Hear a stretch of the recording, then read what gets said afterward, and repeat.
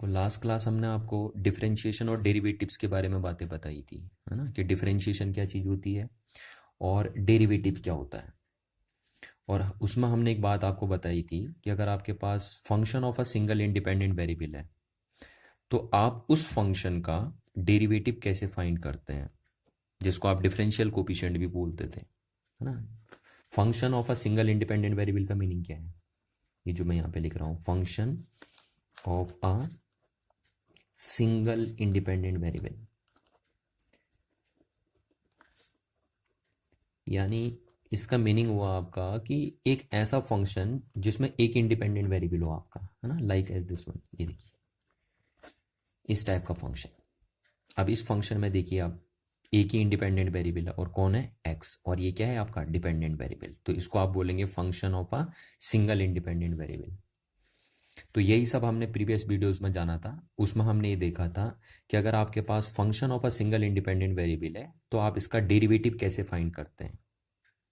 ठीक है, जैसे एग्जाम्पल देखो, ये तो मैंने जनरलाइज करके लिखा, इस टाइप से आप लिख सकते हो इसको, है ना।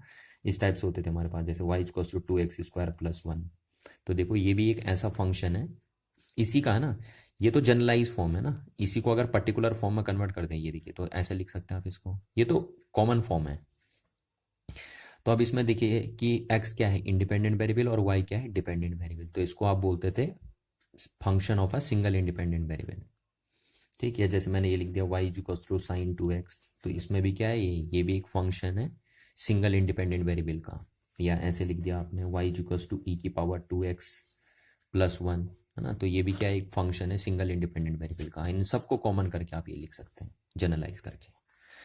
तो अगर आपके पास सिंगल इंडिपेंडेंट वेरिएबल का कोई एक फंक्शन होता था तो उसका आप डेरिवेटिव कैसे फाइंड करते थे, है ना, फर्स्ट डेरिवेटिव जिसे आप बोलते थे, या फर्स्ट डिफरेंशियल कोफिशिएंट भी आप इसे बोलते थे। तो इस फंक्शन का अगर आपको फर्स्ट डेरिवेटिव करना है तो आप ऐसे लिख देते हैं dy/dx, this is a first derivative of this function, है ना। ये क्या होता था, फर्स्ट डेरिवेटिव होता था इस फंक्शन का, और इसी को हम differential coefficient of y with respect to x भी बोलते थे।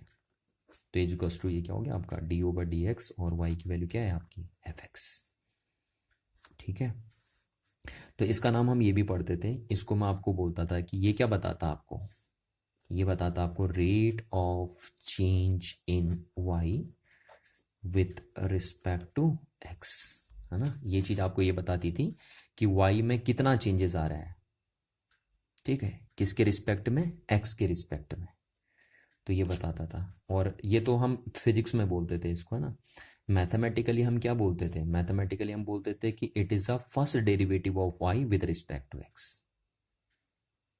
ठीक है, ये बोलते थे, या first differential coefficient of y with respect to x, ये भी आप बोल सकते हैं इसे। अच्छा, तो ये तो फर्स्ट डेरिवेटिव होता था। अब सपोज मैं आपको बोलूं इस फंक्शन का सेकेंड डेरिवेटिव लिखिए, ये तो फर्स्ट डेरिवेटिव है इसका, सेकेंड डेरिवेटिव लिखिए इस फंक्शन का, तो कैसे लिखेंगे आप, है ना, second derivative, third derivative, fourth derivative, ऐसे सो ऑन सो ऑन होते रहेंगे। तो इस फंक्शन का फर्स्ट डेरिवेटिव तो ऐसे लिखा जाता है, तो सेकेंड डेरिवेटिव कैसे लिखा जाएगा देखिए।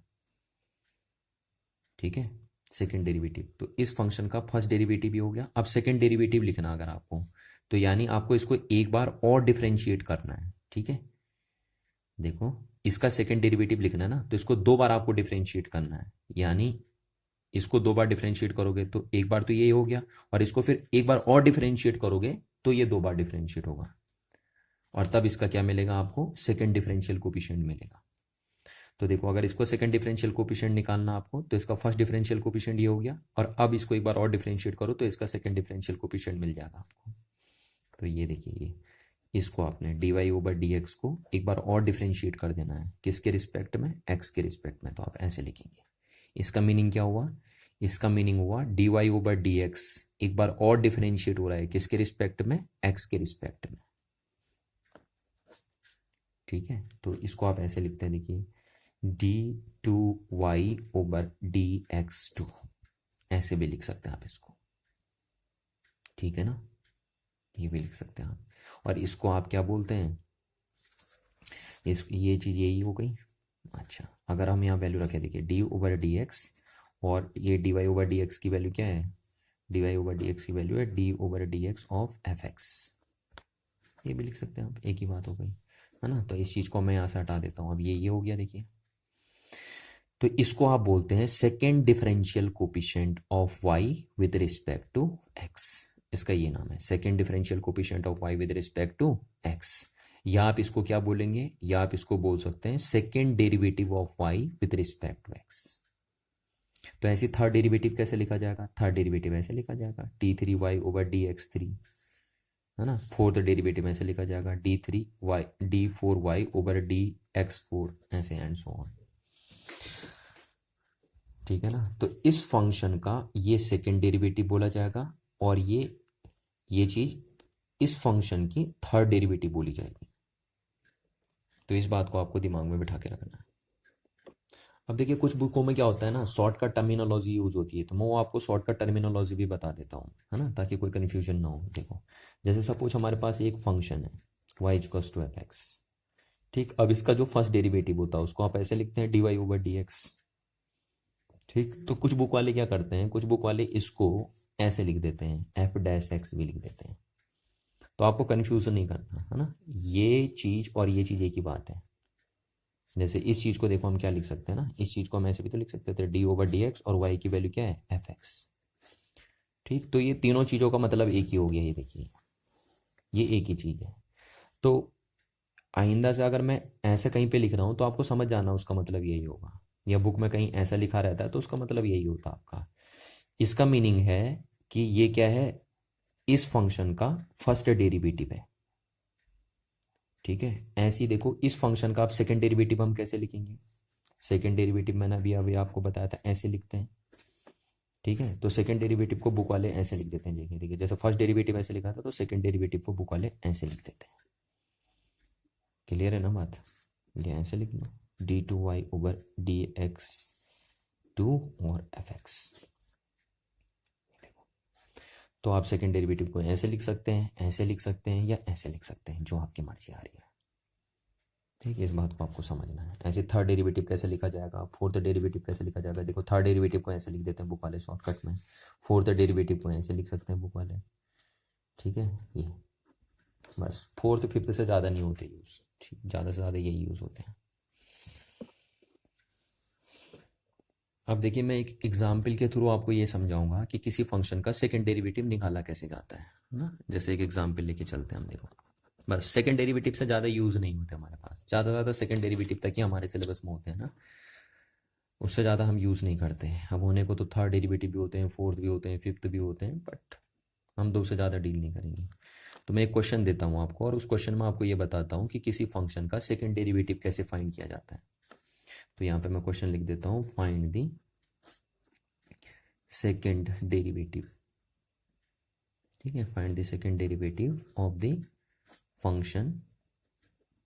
ये दे दिया मैंने आपके पास function y equals to 3x³ plus 6x, है ना, ये दे दिया एक फंक्शन, और कह दिया इसका सेकेंड डेरिवेटिव फाइंड करो। या मैं ये भी बोल सकता कि find the second differential coefficient of the function, ये भी बोल सकता था, ठीक है। सेकेंड डिफरेंशियल कोफिशिएंट है, सेकेंड डेरिवेटिव बात एक ही होती है। यानी इस फंक्शन को हमें दो बार डिफरेंशिएट करना है, ये मतलब हो गया हमारा, ठीक। तो एक बार डिफरेंशिएट हम इसे करते हैं तो क्या होगा, देखिए डिफरेंशिएशन, डिफरेंशिएटिंग दिस फंक्शन, ठीक है, विद रिस्पेक्ट टू एक्स। तो क्या हो जाएगा, अगर आप इस फंक्शन को डिफरेंशिएट करोगे एक्स के रिस्पेक्ट में तो क्या हो जाएगा, d Y over D x is equal to, तो देखो क्या होगा, d over D x 3x³ plus 6x, ठीक है। अब मैंने आपको इसका डिफरेंशिएशन करना सिखाया था, मैं बार बार नहीं करूंगा, मैं सीधे शॉर्टकट लिख दे रहा हूँ। देखो इसका डिफरेंशिएशन क्या हो जाएगा, 9x² हो जाएगा ना इसका डिफरेंशिएशन, और प्लस इसका क्या हो जाएगा 6। तो अगर आप इसको डिफरेंशिएट करोगे तो आपका रिजल्ट ये आएगा, ठीक है ना, कितना आ जाएगा 9x² प्लस 6। और ये डिफरेंशिएशन आपको आना चाहिए, पहले वीडियो में मैं आपको बता चुका हूँ, ठीक है। तो इस फंक्शन का ये आ गया डेरिवेटिव, देखो इस फंक्शन का फर्स्ट डेरिवेटिव भी हो गया, और इसको मैंने अभी अभी आपसे कहा था कि हम इसको एफ डैश एक्स भी लिख सकते हैं, समझ में आ रही ना बात, एफ डैश एक्स भी लिख देते हैं हम इसको। तो इस फंक्शन का ये फर्स्ट डेरिवेटिव हो गया, अब हमें क्या निकालना है इसका, हमें तो इसका सेकेंड डेरिवेटिव निकालना था। तो यानी इसको एक बार और डिफरेंशिएट करना है। एक बार डिफरेंशिएट करके तो ये बना, अब इसको एक बार और डिफरेंशिएट करेंगे तो इसका सेकेंड डेरिवेटिव निकल आएगा। तो देखो कैसे है ना, again differentiating with respect to x. ठीक है, इसको हम डिफरेंशिएट कर देते हैं एक्स के रिस्पेक्ट में। तो कैसे लिखोगे, देखो आप, इसको आपको डिफरेंशिएट करना है और किसके रिस्पेक्ट में, एक्स के रिस्पेक्ट में। तो ऐसे लिखेंगे आप, ठीक है ना। जिसको डिफरेंशिएट करना होता है उसको आप यहाँ लिखते हैं और जिसके रिस्पेक्ट में करना होता है उसको आप यहाँ लिखते हैं। और ये तो डिफरेंशिएशन का सिंबल है, आपको मैंने पहले भी बताया था ना। जिस फंक्शन का डिफरेंशिएट करना होता है उसको आप यहाँ लिखते हैं और जिसके रिस्पेक्ट में करना होता है उसको आप यहाँ लिखते हैं ऐसे करके। तो ये चीज़ आपको समझनी है, ठीक। तो ये हो गया डी ओवर डी एक्स और किसका, इसका ना। तो ये कितना हो गया आपके पास, D Y over D x की वैल्यू क्या है, 9x² + 6। ठीक है, इस चीज़ को आप क्या लिख सकते हैं, d2y over D x to, यानी ये क्या है, second derivative of y with respect to x। यह second differential coefficient of y with respect to x है। तो कितना आएगा देखो, अब आप इसको डिफरेंशिएट करेंगे तो कितना आएगा, देखिए मैं आपको शॉर्टकट लिख देता हूँ यहाँ, 18x आएगा और इसका 0 हो जाएगा क्योंकि कांस्टेंट हो गया। तो ये बन गया आपको। और इसको आप क्या लिख सकते हैं, मैंने आपको बताया था कि सेकेंड डेरिवेटिव को आप ये भी लिखते हैं ना, f डबल डैश x। तो आप इसको f डबल डैश x भी लिख सकते हैं, ठीक है ना। तो इसको हम बोलते हैं क्या, कि इस फंक्शन का ये क्या है, सेकेंड डेरिवेटिव है, ठीक है ना। यानी 18x क्या आया, इस फंक्शन का सेकेंड डेरिवेटिव आया।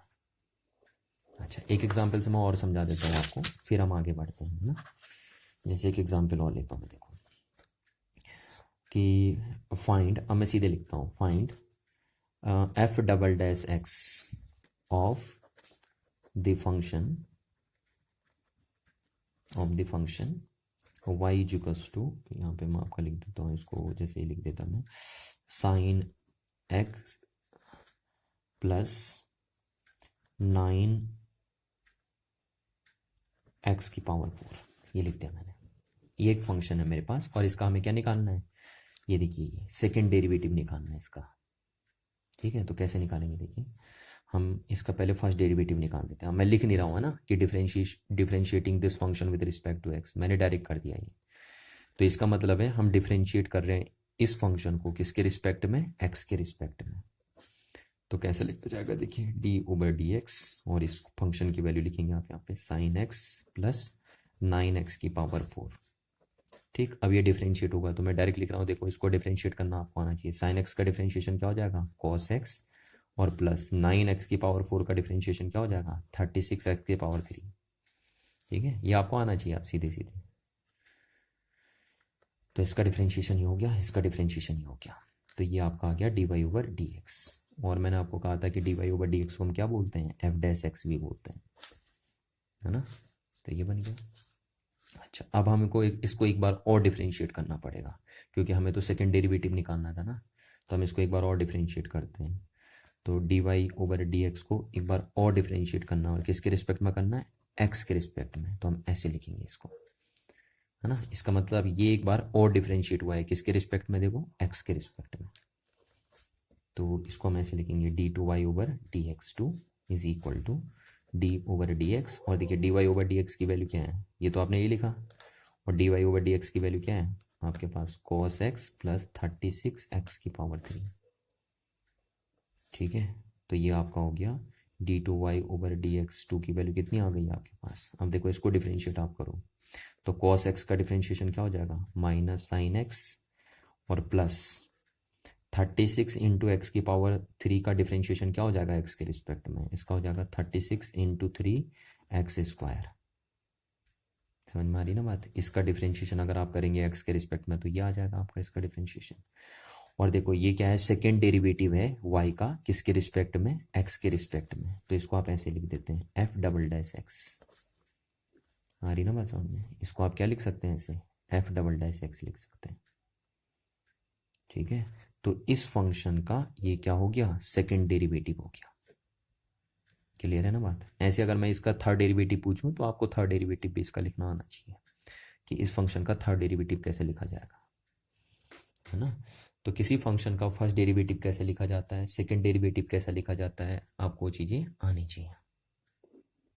अब हम डील करते हैं एप्लीकेशन ऑफ डेरिवेटिव के ऊपर, है ना। और आज हम देखेंगे कि डेरिवेटिव कहाँ आपके अप्लाई होते हैं। तो डेरिवेटिव की वजह से तो आपके पास बहुत सारे एप्लीकेशंस होते हैं ना, कोई एक पर्टिकुलर एप्लीकेशन नहीं होता डेरिवेटिव का। बट हमारे सिलेबस में जो आपकी काम की चीज़ें हैं, तो सिर्फ दो ही एप्लीकेशन हम डेरिवेटिव के करेंगे। एक हमने प्रीवियस क्लासेस में कर दिया था जब मैंने आपको ज्योमेट्रिकल और फिजिकल मीनिंग ऑफ डेरिवेटिव बताया था, और दूसरा आज हम डील करेंगे जो यहाँ पे मैंने हेडिंग लिखी हुई है ना। तो जरा मैं आपका जो डेरिवेटिव का पहला एप्लीकेशन आपने किया था उसको एक बार रिकॉल कर देता हूँ, ठीक है। और ये चीज़ आपने पढ़ी थी वहाँ पे geometrical and physical meaning of derivative में। तो सपोज मेरे पास एक फंक्शन है सिंगल इंडिपेंडेंट वेरिएबल का, ठीक है ना, ये सिंगल इंडिपेंडेंट वेरिएबल फंक्शन है। अब इस फंक्शन का अगर मैं ग्राफ या कर्व ड्रॉ करता हूँ, ठीक है, तो कैसे भी आ सकता है ना। ये डिपेंडेंट वेरिएबल हो गया और एक इंडिपेंडेंट वेरिएबल हो गया। तो क्योंकि ये जनरलाइज फंक्शन है तो इसका ग्राफ कैसे भी आपका बन सकता है। तो इस टाइप का सपोज इसका ग्राफ आपके सामने निकल के आया, इस फंक्शन का ग्राफ, है ना। मान लिया मैंने ऐसा आया, हो कैसे भी सकता है। अच्छा, अब अगर सपोज इस पर्टिकुलर पॉइंट की मैं बात करूं, ठीक है, इस पर्टिकुलर पॉइंट की सपोज ये x की कौन सी वैल्यू है, ये x की a वैल्यू है सपोज, ठीक।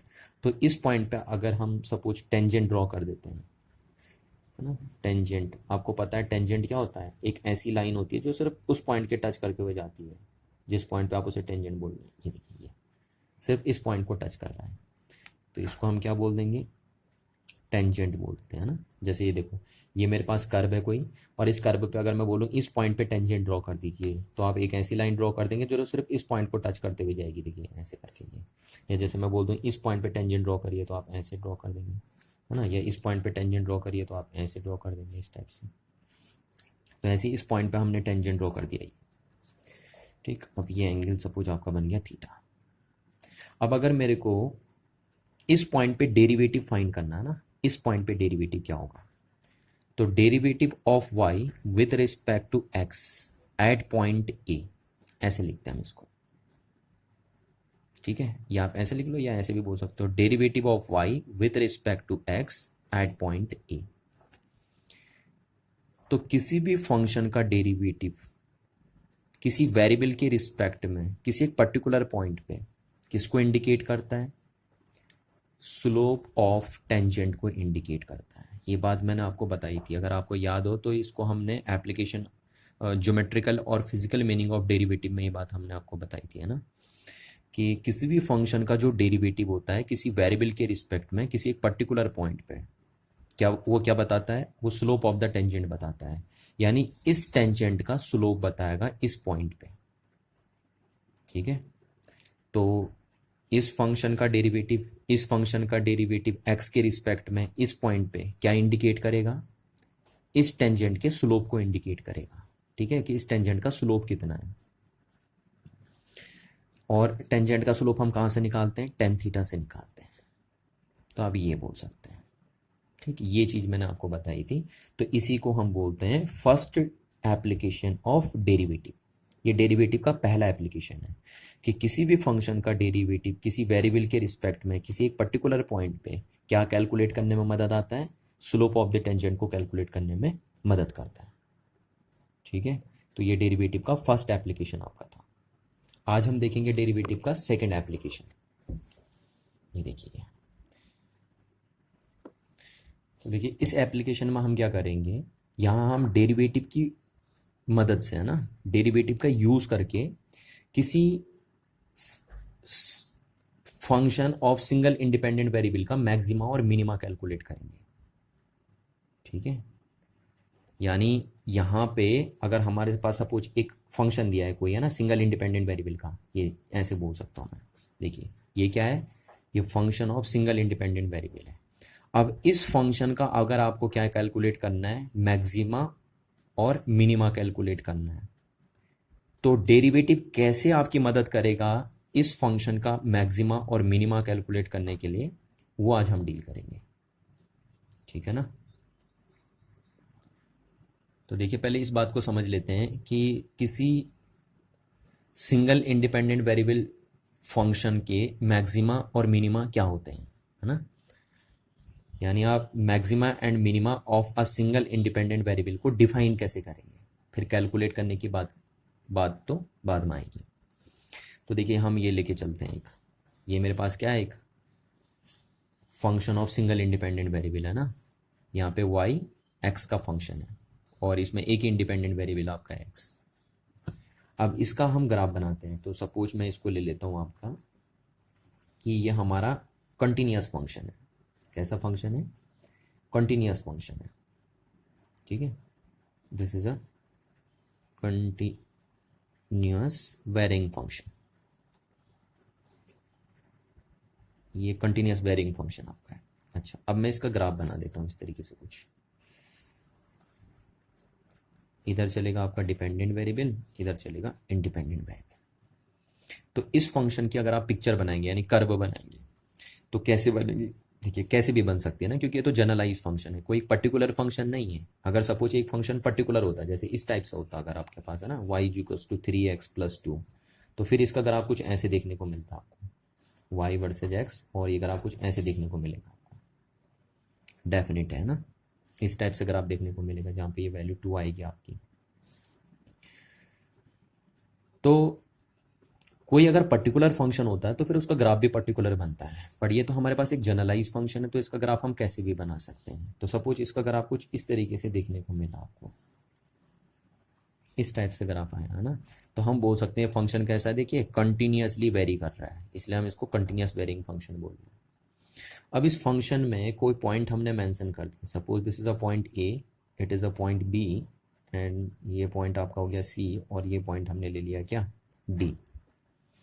अब जरा आप गौर कर रहे हैं तो ये जो आपका सिंगल इंडिपेंडेंट वेरिएबल फंक्शन था, है ना, उसको जब आपने पिक्चर बनाई तो आपको दिख रहा है कि x की किसी पर्टिकुलर वैल्यूज पे, है ना, देखिए x की इन दो पर्टिकुलर वैल्यूज पे ये फंक्शन की वैल्यू मैक्सिमम है, ठीक है, और x की इन दो पर्टिकुलर वैल्यूज के लिए इस फंक्शन की वैल्यू क्या है, मिनिमम है।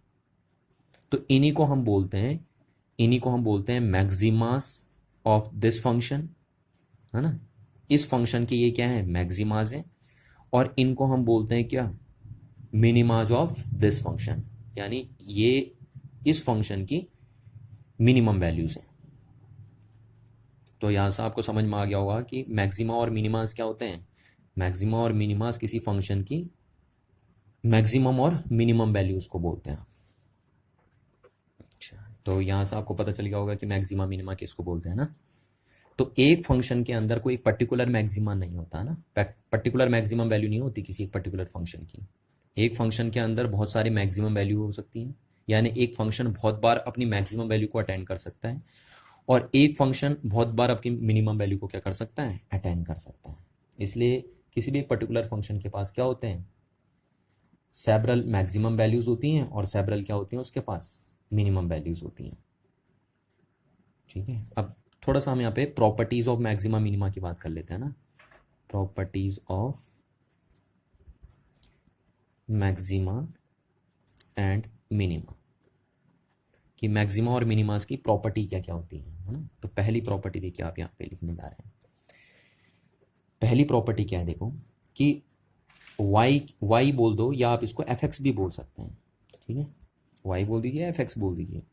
तो देखिए fx की कोई दो सेम वैल्यू अगर आप लीजिए, ये देखिए fx की ये दो वैल्यू सेम है, ये देखिए, है ना, fx बोल दो या y बोल दो, तो y या fx की किन्हीं दो सेम वैल्यूज के बीच में एक मैक्सिमा या एक मिनिमा जरूर लाई करेगा। क्या बोला देखिए मैंने ना, कि fx की जो दो सेम वैल्यू होंगे, देखिए ये दो वैल्यू सेम है ना fx की, तो इनके बीच में एक मैक्सिमा लाई कर रहा है। और यहाँ पे अगर आप देखेंगे, देखिए जैसे fx के दो सेम वैल्यू हैं, देख रहे हैं हम, ये देखिए, तो fx की किन्हीं दो सेम वैल्यूज के बीच में क्या लाई कर रहा है, मिनिमा लाई कर रहा है। जैसे यहाँ पे आप देख सकते हैं, देखिए fx के दो सेम वैल्यू हैं, तो उनके बीच में क्या लाई कर रहा है, एक मैक्सिमा लाई कर रहा है। तो इस तरीके से आप बोल सकते हैं यहाँ पे कि मैक्सिमा और मिनिमा की पहली प्रॉपर्टी ये है कि fx की किन्हीं सेम वैल्यूज के लिए है ना। एफ एक्स की सेम वैल्यूज़ के लिए या एफ एक्स की सेम वैल्यूज़ के बीच में कोई ना कोई मैक्सिमा या कोई ना कोई मिनिमा क्या करेगा आपका, लाई करेगा।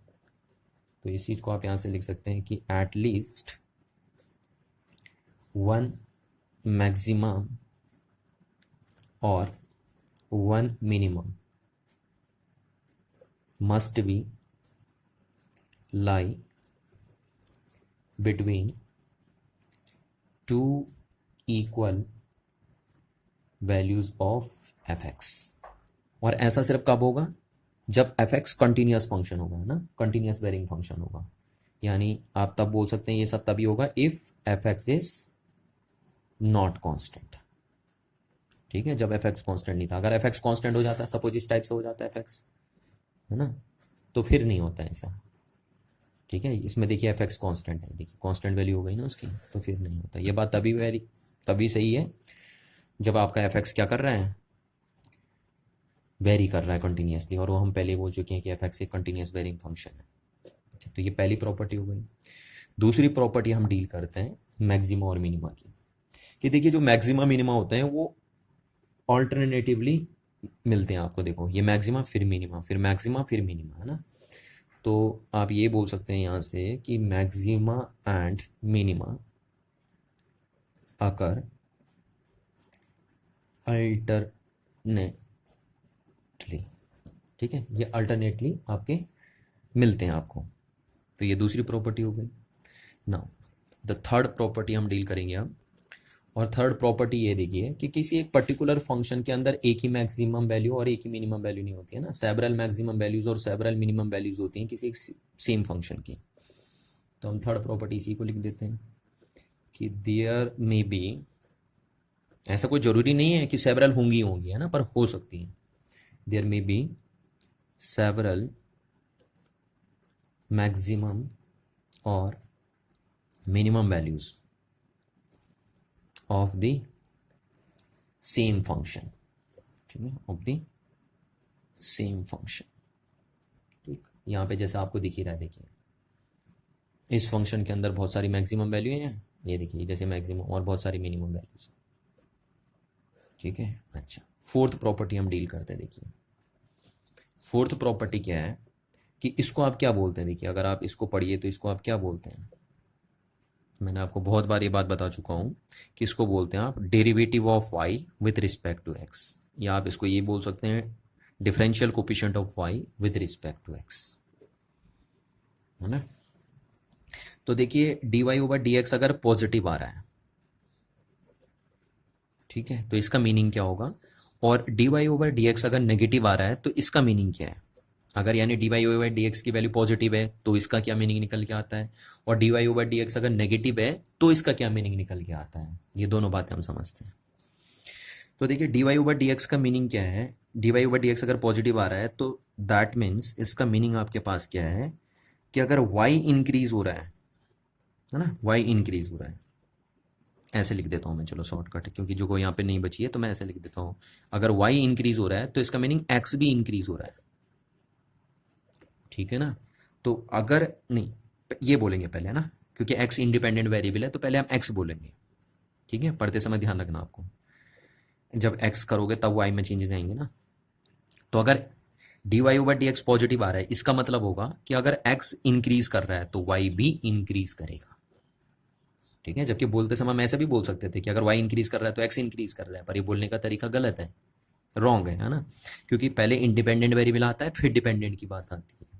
तो यहां से हम बोलेंगे कि अगर D Y over D x positive है, इसका मीनिंग अगर एक्स इंक्रीज हो रहा है तो वाई भी इंक्रीज हो रहा है। या हम इसको ऐसे भी बोल सकते हैं कि अगर एक्स डिक्रीज हो रहा है तो इसका मीनिंग वाई भी डिक्रीज हो रहा है। ठीक, तो जब ये इंक्रीज होगा अगर और ये भी इंक्रीज हो रहा है तो इसका रेट ऑफ चेंज क्या आएगा, हमेशा पॉजिटिव आएगा, है ना। इसको रेट ऑफ चेंज भी तो पढ़ते हैं, क्या पढ़ते हैं इसको, और देखिए इसको ये भी पढ़ते हैं, rate of change of y with respect to x. तो अगर किसी फंक्शन का रेट ऑफ चेंज पॉजिटिव आ रहा है, इसका मीनिंग ये अगर इंक्रीज हो रहा है तो ये भी इंक्रीज हो रहा है, या ये फिर अगर डिक्रीज हो रहा है तो इसका मीनिंग ये भी डिक्रीज हो रहा है, तभी रेट चेंज क्या आ सकता है, पॉजिटिव आ सकता है। अच्छा, और नेगेटिव आने का मीनिंग क्या है। नेगेटिव आने का मीनिंग है कि अगर एक्स आपका क्या कर रहा है, इंक्रीज कर रहा है, तो इसका मीनिंग वाई क्या कर रहा है, डिक्रीज कर रहा है। या फिर आप वाइस वर्सा में बोल सकते हो कि अगर एक्स से डिक्रीज कर रहा है तो इसका मतलब वाई क्या कर रहा है, इंक्रीज कर रहा है। तो अगर ये सिचुएशन बनेगी तो rate of change of y with respect to x क्या आएगा, फिर नेगेटिव आएगा, है ना। और मैं आपको बता भी चुका हूँ कि इसको स्लोप भी बोलते हैं, है ना, स्लोप भी कॉल करते हैं इसे। तो अब जरा आप देखो देखो, हाँ, यहाँ पे अगर आप देखेंगे, देखिए यहाँ से यहाँ तक अगर देखिए आप, तो यहाँ से यहाँ तक एक्स की वैल्यू इंक्रीज होते जा रही है। देखो आप, एक्स की वैल्यू इंक्रीज करते जा रही है इधर को, जब आप चलते जा रहे हो तो यहाँ से इधर को चल रहे हो तो एक्स की वैल्यू तो ऑटोमेटिकली है ना, इंक्रीज करेगी। तो अगर आप इधर को चलते जा रहे हो तो एक्स की वैल्यू इंक्रीज करते जा रही है, और ऊपर वाई की वैल्यू भी देखो इंक्रीज होते जा रही है। देखिए ये एक्स इंक्रीज कर रहा है तो वाई भी इंक्रीज कर रहा है, ये देखिए यहाँ से यहाँ तक। ठीक है, इस पॉइंट को मैं नाम दे देता हूँ। तो ओ से लेकर ए तक एक्स इंक्रीज कर रहा है तो वाई भी क्या कर रहा है, इंक्रीज कर रहा है। तो इसका मीनिंग है यहां से यहां तक जो rate of change in y with respect to x होगा वो क्या आएगा, पॉजिटिव आएगा। ठीक है ना, यानी यहां से यहां तक का रेट ऑफ चेंज क्या है, पॉजिटिव है। ठीक है ना, और क्यों पॉजिटिव आया, क्योंकि यहाँ पे एक्स भी इंक्रीज कर रहा है तो वाई भी इंक्रीज कर रहा है। तो आप ये बोल सकते हो कि ओ से ए तक जो रेट ऑफ चेंज है वो कैसा है, पॉजिटिव है। ठीक है, इस फंक्शन का रेट ऑफ चेंज, इस फंक्शन का रेट ऑफ चेंज ओ से ए तक क्या है, पॉजिटिव है। अच्छा, अब ओ से बी तक देखते हैं। तो ओ से बी तक अगर आप देखो तो एक्स तो इंक्रीज ही कर रहा है, इधर को बढ़ रहा है ना, सॉरी ए से बी, अब है ना, कहाँ से देख रहे हैं आप, ए से बी देख रहे हैं आप, ओ से बी नहीं, ए से बी देखेंगे। तो ए से बी तक अगर आप देख रहे हैं फंक्शन को, इस फंक्शन को, तो देखो ए से बी तक एक्स की वैल्यू तो इंक्रीज ही कर रही है, पर वाई डिक्रीज कर गया। देखिए वाई की वैल्यू डिक्रीज कर गई है। तो अगर ए से बी तक एक्स इंक्रीज कर रहा है और वाई डिक्रीज कर रहा है तो इसका मीनिंग रेट ऑफ चेंज क्या आएगा, नेगेटिव आएगा, जैसा मैंने आपको यहाँ बताया था। तो यानी यहां से लेकर यहां तक रेट ऑफ चेंज कैसा है, नेगेटिव है। समझ में आ रही ना बात, यानी इस फंक्शन का rate of change from point A to B कैसा है, नेगेटिव है, जबकि ओ से ए क्या आया था, पॉजिटिव आया था। अच्छा, सिमिलरली आप यहाँ से यहाँ बोल सकते हैं कि यहाँ से यहाँ तक फिर वही सिचुएशन हो रही है, एक्स इंक्रीज कर रहा है तो वाई भी क्या कर रहा है, इंक्रीज कर रहा है। इसका मतलब यहाँ पे भी रेट ऑफ चेंज क्या आएगा, पॉजिटिव आएगा। कहाँ, बी से सी पे। तो बी से सी पे भी रेट ऑफ चेंज क्या आएगा, इस फंक्शन का, इस फंक्शन का रेट ऑफ चेंज पॉजिटिव आएगा। रेट ऑफ चेंज ये होता है, ये जो मैंने लिखा हुआ है। ठीक, फिर यहाँ पे भी आप सिमिलरली बोल सकते हो कि सी से डी तक फंक्शन का रेट ऑफ चेंज क्या है, नेगेटिव है। देखो यहाँ पे फंक्शन का रेट ऑफ चेंज नेगेटिव आएगा। तो इस तरीके से आप बता सकते हैं, अगर आपके पास एक ग्राफ दिया है कि कहाँ पे फंक्शन का रेट ऑफ चेंज क्या है, पॉजिटिव है, और कहाँ पे क्या है, नेगेटिव है, तो ये आप बता सकते हैं।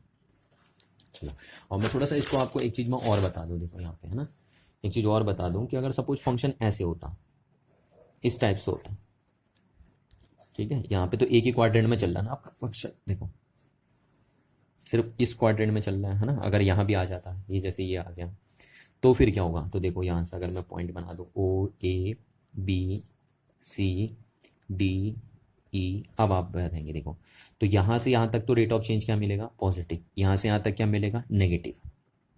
अब अगर जरा यहाँ से यहाँ तक अगर आप देखेंगे तो रेट ऑफ चेंज क्या आएगा, देखो यहाँ पे तो रेट ऑफ चेंज क्या आया था, पॉजिटिव, जैसा अभी समझाया था मैंने। यहाँ से यहाँ तक रेट ऑफ चेंज क्या आया था, नेगेटिव। अब यहाँ से यहाँ तक अगर आप रेट ऑफ चेंज देखेंगे तो क्या होगा, देखो यहाँ से इधर को आप चल रहे हैं ना, तो इधर को एक्स क्या कर रहा है, इंक्रीज कर रहा है, नहीं कर रहा है ये, और वाई क्या कर रहा है, वाई भी इंक्रीज कर रहा है पर नेगेटिव क्वाड्रेंट में इंक्रीज कर रहा है, कर रहा है, नहीं कर रहा है। तो इसलिए यहाँ पे रेट ऑफ चेंज क्या आएगा आपका, यहाँ पे रेट ऑफ चेंज आ जाएगा नेगेटिव यहाँ से यहाँ तक, और फिर यहाँ से यहाँ तक रेट ऑफ चेंज क्या आएगा आपका, पॉजिटिव आएगा, क्योंकि यहाँ पे एक्स इंक्रीज कर रहा है तो वाई भी इंक्रीज कर रहा है। ठीक है ना, इस बात को ध्यान रखना, यहाँ पे वाई डिक्रीज नहीं बोलना आपको, क्योंकि ये नेगेटिव क्वाड्रेंट है ना, नेगेटिव क्वाड्रेंट, तो इस बात को आपको समझना है। तो यहाँ से यहाँ तक रेट ऑफ चेंज नेगेटिव, यहाँ सॉरी यहाँ से यहाँ तक पॉजिटिव, यहाँ नेगेटिव, फिर यहाँ नेगेटिव, और यहाँ क्या आएगा, पॉजिटिव। ऐसे सिमिलरली आप बता सकते हैं, यहाँ रेट ऑफ चेंज पॉजिटिव आएगा, यहाँ क्या आएगा, नेगेटिव आएगा, फिर यहाँ पॉजिटिव आएगा। इस तरीके से आप समझ सकते हैं। और यहाँ पे देखिए, आप कंफ्यूज मत करिए, है ना, यहाँ पे कंफ्यूज नहीं होना है। इधर को वाई इंक्रीज नहीं हो रहा है, वाई दिख तो आपको इंक्रीज रहा है पर वो नेगेटिव क्वाड्रेंट में इंक्रीज हो रहा है ना, और नेगेटिव क्वाड्रेंट में अगर वाई इंक्रीज हो रहा है तो हम बोलेंगे वाई डिक्रीज हो रहा है। ठीक है, तो इसलिए देखो अब यहाँ से यहाँ तक क्या हो रहा था, एक्स इंक्रीज हो रहा था तो वाई डिक्रीज हो रहा है। तो जब ऐसा होगा तो सिचुएशन, तो यहाँ पे रेट ऑफ चेंज क्या आ जाएगा, नेगेटिव आ जाएगा। और यहाँ पे आपको देखो क्या दिख रहा है, सी से डी तक आपको लग रहा है कि वाई डिक्रीज हो रहा है, बट वाई रियल में डिक्रीज नहीं हो रहा है, क्योंकि वाई पॉजिटिव क्वाड्रेंट में जा रहा है ना ऊपर को। तो इसका मतलब वाई इंक्रीज हो रहा है और एक्स तो इंक्रीज हो ही रहा है। तो इसलिए यहाँ पे रेट ऑफ चेंज क्या आया, पॉजिटिव आया। तो इस बात को समझना, यहाँ पे कंफ्यूज मत करना। अच्छा, तो ये तो थी basic properties of maximas and minimas, है ना। इन चीज़ों को आपको समझना है कि ये मैक्सिमा मिनिमास की क्या है, बेसिक प्रॉपर्टीज है। तो अब अगर हम देखेंगे कि कोई अगर हमारे पास एक function of single independent variable दिया है ना, कोई ऐसा फंक्शन है जो एक सिंगल इंडिपेंडेंट वेरिएबल का हो, तो उसका मैक्सिमा और मिनिमा डेरिवेटिव की हेल्प के बेस पे कैसे कैलकुलेट करते हैं, वो अब हम सीखेंगे। ठीक है, तो इसको सीखने से पहले कि कैसे एक सिंगल इंडिपेंडेंट वेरिएबल फंक्शन के मैक्सिमा और मिनिमा फाइंड किए जाते हैं with the help of derivative, उसको बताने से पहले मैं आपको एक चीज़ पूछना चाह रहा हूँ, है ना, छोटी सी बात। जरा आप इस पॉइंट को गौर करिए, ए पॉइंट को या बी पॉइंट को या आप सी पॉइंट को या आप डी पॉइंट को, इन पॉइंट को जरा आप ऑब्जर्व करके देखिए, है ना। जो पॉइंट या तो मैक्सिमा वाले हैं या मिनिमा वाले हैं, जरा आप इन पॉइंट को गौर करके देखिए तो आपको क्या देखने को मिलेगा। देखो देखो, यहाँ से यहाँ तक जो rate of change in y है ना, जिसको हम ये लिखते हैं rate of change in y with respect to x, वो क्या था, यहाँ से यहाँ तक पॉजिटिव था, यानी ये पॉजिटिव आया था। फिर यहाँ से यहाँ तक क्या आया था, नेगेटिव। फिर यहाँ से यहाँ तक क्या आया था, पॉजिटिव। पर अगर आप इस पॉइंट को जरा देखेंगे यहाँ पे, तो यहाँ पे y में x के रिस्पेक्ट में कोई चेंजेस नहीं है। देखिए कांस्टेंट हो गया है फंक्शन, है ना। इन पॉइंट्स पे अगर आप देखोगे, देखो इन पॉइंट्स को देख लो, आप मैक्सिमास पॉइंट को देख लो या मिनिमा पॉइंट को देख लो, तो इन पॉइंटों को जरा आप ऑब्जर्व करके देखेंगे तो इन पॉइंट्स पे y की वैल्यू x के साथ चेंज नहीं हो रही है, यानी इन पॉइंट्स पे फंक्शन की वैल्यू क्या हो गई है, कांस्टेंट हो गई है। यानी आप बोल सकते हो कि मैक्सिमा और मिनिमास पॉइंट पे, है ना, मैक्सिमास और मिनिमास पॉइंट पे जो फंक्शन होता है, फंक्शन मतलब y, वो क्या होता है, कांस्टेंट होता है आपका। समझ में आ रही ना बात। कहाँ कहाँ पे मैंने कहा, मैक्सिमास पॉइंट पे और मिनिमास पॉइंट पे फंक्शन की वैल्यू क्या होती है, कांस्टेंट होती है, क्योंकि उन पॉइंट पे फंक्शन x के साथ क्या नहीं करता, वेरी नहीं करता। देख लीजिए आप, कांस्टेंट हो गई है वैल्यू यहाँ पे, यहाँ पे, यहाँ पे, यहाँ पे। बाकी अदर पॉइंट्स पे नहीं है ऐसा। अदर पॉइंट पे x के साथ कंटिन्यूसली y की वैल्यू क्या करते जा रही है, चेंज होते जा रही है। पर इन पॉइंट्स पे y की वैल्यू कांस्टेंट हो गई है, वो x के साथ चेंज नहीं कर रही है। तो हम बोल सकते हैं कि जितने भी पॉइंट मैक्सिमास वाले होते हैं या मिनिमास वाले होते हैं, उन पॉइंट्स पे फंक्शन कैसा होता है, कांस्टेंट होता है। तो अगर उन पॉइंट्स पे हम फंक्शन का डेरिवेटिव पता करते हैं, देखिए इस फंक्शन का डेरिवेटिव हम ऐसे लिखेंगे तो कितना आएगा, है ना। इन पॉइंट्स पे फंक्शन का डेरिवेटिव कितना आएगा, तो फंक्शन का डेरिवेटिव कितना आएगा, तो आप जरा देख लो कि आप इन पॉइंट्स पे फंक्शन का डेरिवेटिव कैसे लिखेंगे, dy/dx। और क्योंकि इन पॉइंट्स पे फंक्शन क्या हो चुका है, कांस्टेंट, यानी y कांस्टेंट हो चुका है ना। सिर्फ किन पॉइंट्स पे, मैक्सिमास और मिनिमास पॉइंट पे। तो इन पॉइंट्स पे फंक्शन का जो रेट ऑफ चेंज आएगा वो कितना आएगा, देखो तो कितना आ जाएगा, 0 आ जाएगा। क्यों 0 आएगा, क्योंकि इन पॉइंट्स पे फंक्शन कांस्टेंट है और आपको पता है कांस्टेंट का रेट ऑफ चेंज कितना आता है, 0 आता है ना। मैंने आपको सिखाया था कि कांस्टेंट का डिफरेंशिएशन कितना होता है, 0 होता है। तो इसलिए ध्यान रखना कि कभी भी जो मैक्सिमास पॉइंट और मिनिमास पॉइंट होते हैं उन पे फंक्शन का जो रेट ऑफ चेंज होता है वो हमेशा कितना आता है, 0 आता है। ठीक है ना, इस बात को आप दिमाग में बैठा के रखेंगे। ठीक है, कि मैक्सिमास और मिनिमास पॉइंट पे फंक्शन का रेट ऑफ चेंज कितना होता है, 0 होता है। और क्यों 0 होता है, क्योंकि उन पॉइंट पे फंक्शन क्या हो जाता है, कांस्टेंट हो जाता है ना। और होगा भी क्यों नहीं 0, क्योंकि इसका मीनिंग क्या होता है, rate of change in y with respect to x. और मैक्सिमा और मिनिमास पॉइंट पे फंक्शन चेंज ही नहीं हो रहा है, तो उसका रेट ऑफ चेंज तो 0 आना ही आना है। तो इस बात को आप दिमाग में बैठा के रखेंगे। और अब हम देखते हैं, है ना, कि कैसे अगर हमारे पास एक सिंगल इंडिपेंडेंट वेरिएबल फंक्शन दिया हुआ है तो उसका मैक्सिमा और मिनिमा डेरिवेटिव की हेल्प से कैसे हम कैलकुलेट करेंगे। ठीक है, इस बात को देखेंगे। और ये बात जो मैंने अभी अभी आपको बताई थी उसको आपको दिमाग में बैठा के रखना है। तो मैं सीधे आपको यहाँ पे हेडिंग लिख के समझाता हूँ, working rule for maxima and minima of f x मतलब फंक्शन, है ना। और ये आपका सिंगल इंडिपेंडेंट वेरिएबल फंक्शन है। तो सिंगल इंडिपेंडेंट वेरिएबल फंक्शन का मैक्सिमा और मिनिमा निकालने का रूल क्या है, ठीक है, और यहाँ पे हम जो भी मैक्सिमा और मिनिमा निकालेंगे इस सिंगल इंडिपेंडेंट वेरिएबल फंक्शन का, वो विद द हेल्प ऑफ किसके निकालेंगे, डेरिवेटिव्स के निकालेंगे। तो तो देखिए पहला स्टेप क्या है आपके पास, है ना, मैक्सिमा और मिनिमा अगर आपको किसी फंक्शन का कैलकुलेट करना है तो उसका पहला स्टेप आपके पास क्या, find first derivative of this function. आप पहले इस फंक्शन का क्या कैलकुलेट कर लेंगे, फर्स्ट डेरिवेटिव कैलकुलेट कर लेंगे, है ना। इस फर्स्ट डेरिवेटिव को आप क्या बोलते हैं, dy/dx भी बोलते हैं, ये एक ही बात होती है। ठीक है, इसको आप y भी लिख सकते हैं, इस फंक्शन को आप y भी लिख सकते हैं। तो इस फंक्शन का आप सबसे पहले क्या करेंगे, फर्स्ट डेरिवेटिव कैलकुलेट करेंगे, अगर आपको इस फंक्शन का मैक्सिमा और मिनिमा कैलकुलेट करना है तो पहला स्टेप ये है। ठीक है, फाइंड फर्स्ट डेरिवेटिव। अच्छा, अब सेकंड स्टेप क्या होगा, सेकंड स्टेप होगा कि आप ये जो डेरिवेटिव आया है ना उसको जीरो के इक्वेट करेंगे। ठीक है, एंड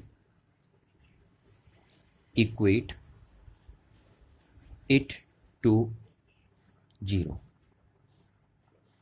ठीक है, जो फर्स्ट डेरिवेटिव आया आप उसको किसके इक्वेट कर देंगे, जीरो के इक्वेट कर देंगे, यानी उसकी वैल्यू आप जीरो रख देंगे। अच्छा, क्यों रखते हैं ऐसा, है ना, उसकी बात हम कर लेते हैं कि क्यों जब हम किसी फंक्शन का मैक्सिमा और मिनिमा कैलकुलेट करते हैं तो हम उसके फर्स्ट डेरिवेटिव को जीरो क्यों पुट करते हैं, उसकी बात कर लेते हैं। देखिए आपको पता है जब फंक्शन मैक्सिमास पॉइंट पे होता है या मिनिमास पॉइंट पे होता है ना, ये देखिए मैक्सिमास पॉइंट पे हो या मिनिमास पॉइंट पे हो, तो उस टाइम फंक्शन का रेट ऑफ चेंज कितना होता है, जीरो होता है। या हम ये बोल सकते हैं कि जब फंक्शन मैक्सिमास या मिनिमास पॉइंट पे होता है तो फंक्शन का जो फर्स्ट डेरिवेटिव होता है ना, वो कितना आता है, जीरो आता है। ये बात मैंने अभी आपको बताई थी। तो इसलिए जब हम किसी भी फंक्शन का मैक्सिमा और मिनिमा कैलकुलेट करने जाते हैं तो हम उसके फर्स्ट डेरिवेटिव को जीरो पुट करते हैं, क्योंकि मैक्सिमा और मिनिमास पॉइंट पे उसका फर्स्ट डेरिवेटिव हमेशा क्या होता है, जीरो होता है किसी भी फंक्शन का। ठीक है, अब तीसरा स्टेप क्या करेंगे आप देखिए, तीसरा स्टेप आपका होगा कि अब जो इक्वेशन आपकी बनेगी उस रिजल्टिंग इक्वेशन को आप एक्स के लिए सॉल्व करेंगे, है ना। एक्स के लिए सॉल्व करेंगे मतलब उस रिजल्टिंग इक्वेशन से आप एक्स की रूट निकालेंगे। तो अब आप लिखेंगे, नेक्स्ट स्टेप होगा solve the resulting equation for x. ठीक, अभी आपको ये बात अगर समझ में आ रही है तो भी ठीक है, नहीं तो आगे जाके हम एग्जाम्पल से इस बात को समझेंगे, है ना। ये तो अभी हम सिर्फ रूल लिख रहे हैं, बाद में इसको एग्जाम्पल में मैं इम्प्लिक्ट करूंगा तो तब वहां पे बात आपको क्लियर हो जाएगी। तो यहाँ पे मैंने क्या कहा, पहले आप फर्स्ट डेरिवेटिव कैलकुलेट करेंगे, फिर उसको जीरो के इक्वेट करेंगे, फिर क्या करेंगे, जो इक्वेशन बनेगी उसको आप एक्स के लिए सॉल्व करेंगे, है ना, और यहां से एक्स के रूट निकालेंगे, आप एक्स के रूट निकालेंगे। अब वो एक्स के कितने रूट आएंगे वो इस बात पे डिपेंड करेगा कि वो फंक्शन कैसा है। ठीक है, अगर फंक्शन सपोज बाइनोमियल है इस टाइप से, यानी टू पावर का फंक्शन है तो उसके दो रूट आएंगे। अगर सपोज फंक्शन ट्राइनोमियल है तो उसके तीन रूट आएंगे। अगर सपोज फंक्शन की पावर फोर है ना, ये क्वाड्रपोल है, क्वाड्रपोलिनोमियल है फंक्शन, तो फिर उसके चार रूट आएंगे ऐसे। तो फंक्शन के कितने रूट आएंगे वो इस बात पे डिपेंड करेगा कि फंक्शन कैसा है। तो सपोज अभी मैं मान लेता हूँ कि फंक्शन के रूट क्या है, a1 a2 a3 ऐसे ऐसे करके कुछ भी आते हैं ना। तो यहाँ पे हम मान लेते हैं कि let its roots be a1 a2 dot dot dot so on, ये फंक्शन के रूट आ गए। ठीक है, तो अब अगर हम बोल रहे हैं कि ये फंक्शन के रूट आए तो इसका मीनिंग क्या है कि x की इन वैल्यूज पे, कौन सी वैल्यूज पे, a1 a2 a3, इन वैल्यूज पे फंक्शन या तो क्या होगा, मैक्सिमम होगा या फिर क्या होगा, मिनिमम होगा, है ना। यही तो हम बोलेंगे यहां से कि 10 x इज इक्वल्स टू या तो a1 पे a2 पे dot dot dot so on are the only points at which function can be maximum या अ मिनिमम। या तो फंक्शन इन पॉइंट्स पे क्या होगा, मैक्सिमम होगा या मिनिमम होगा आपका फंक्शन, है ना। या तो फंक्शन क्या होगा इन पॉइंट्स पे, मैक्सिमम होगा या मिनिमम होगा। अच्छा, इन्हीं पॉइंट्स पे फंक्शन मैक्सिमम और मिनिमम क्यों होगा? या तो मैक्सिमम होगा इन पॉइंट्स पे फंक्शन A1 A2 A3 पे, है ना, एक्स की इन वैल्यूज पे, या फिर क्या होगा, मिनिमम होगा। और ऐसा हम क्यों बोल रहे हैं? क्योंकि आप देख रहे हो, देखो, क्योंकि ये पॉइंट्स कहाँ से आए हैं, ये पॉइंट्स, ये जो रिजल्टिंग इक्वेशन बनेगी वहां से आए हैं। और ये इक्वेशन, इन पॉइंट्स पे आप अगर देखो तो इन पॉइंट्स पे रेट ऑफ चेंज कितना था, 0 था।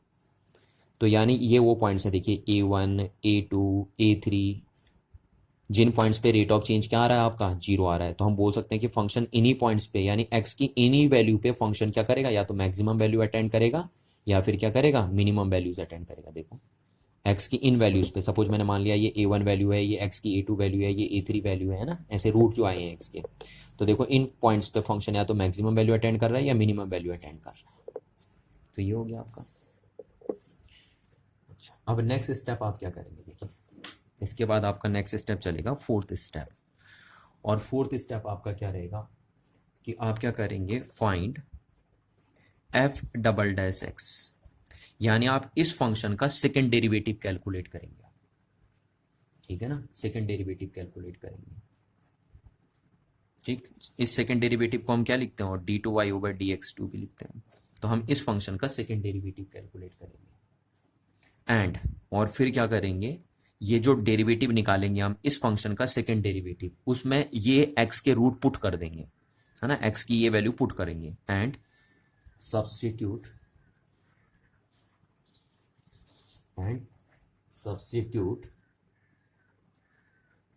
इन it by terms x equals to A1, A2 dot dot dot so on, है ना। पहले आप x के सामने A1, इस इक्वेशन में जो सेकंड डेरिवेटिव आया इस फंक्शन का, उसके सामने A1 पुट करेंगे x के सामने, फिर A2 पुट करेंगे, ऐसे डॉट डॉट डॉट सारे रूट आप क्या करते रहेंगे, इस सेकंड डेरिवेटिव में पुट करते रहेंगे। ठीक, ये आपका फोर्थ स्टेप बनेगा। फिर फिफ्थ स्टेप में आप क्या करेंगे, फिफ्थ स्टेप में आप करेंगे कि if F double dash A1, यानी जब आपने इस रूट को पुट पुट किया इसके सेकेंड डेरिवेटिव में यहां पे, तो ये आएगा आपके पास, आएगा नहीं आएगा?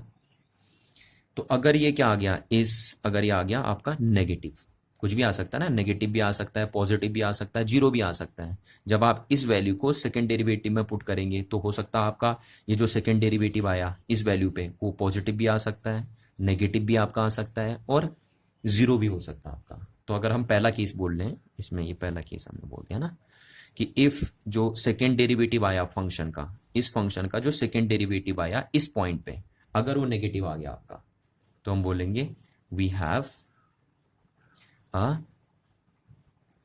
Maximum at x equals to A1।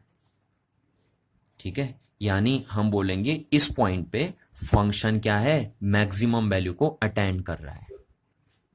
कब? जब इस पॉइंट पे अगर फंक्शन के सेकेंड डेरिवेटिव की वैल्यू क्या आ जाएगी, नेगेटिव आ जाएगी।